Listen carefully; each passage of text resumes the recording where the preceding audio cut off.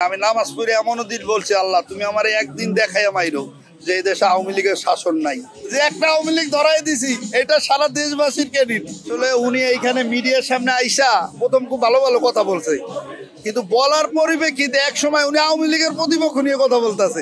তখন আমরা বলতেছি, এই মিয়া আপনি কে, আপনি এখানে কি উদ্দেশ্য নিয়ে আসছেন? তো উনি বলতেছে আমি জনগণ, আমি জনগণ।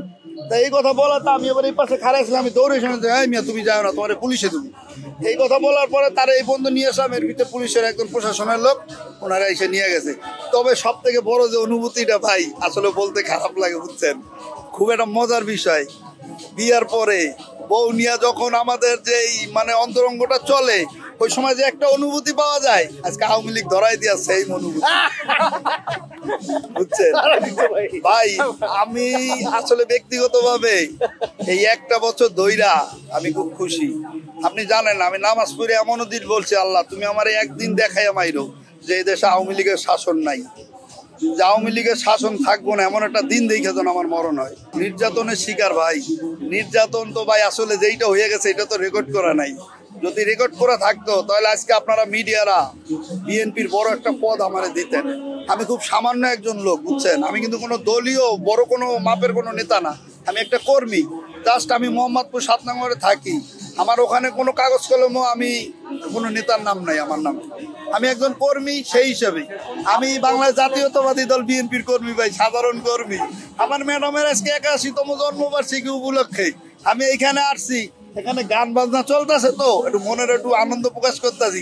ভাবছিলাম হয়তো ম্যাডাম হুকুম দিবে যে বিএনপি বড় আকারে কোনো একটা প্রোগ্রাম করবে, গান বাজনা ডিজে পার্টি, আমরা আনন্দ করব জন্মদিনের উৎসব, কিন্তু আগেই অফিসিয়াল ভাবে না কইরা দিছে। তখন কি করবো, এখানে এসে আনন্দ উৎসব করতেছি, যে একটা আওয়ামী লীগ ধরাই দিছি, এটা সারা দেশবাসীর ক্রেডিট।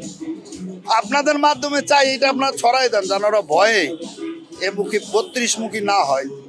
যে ওর বাবা জয় কি বলছে, এটা লন্ডনে, আর এটা বাংলাদেশ, এটা লন্ডন না, আমেরিকা না, এটা বাংলাদেশ, এটা দিল্লি না, এটা বাংলাদেশ।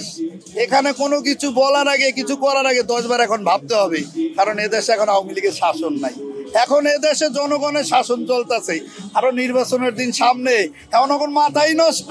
আয় হায়, এত বছরের ক্ষমতা আমগো গেল গা, আমরা রাজত্ব করতে পারুম না, গুন্ডামি করতে পারুম না, সন্ত্রাস চাঁদাবাজি হত্যা আর হবে না এদেশে।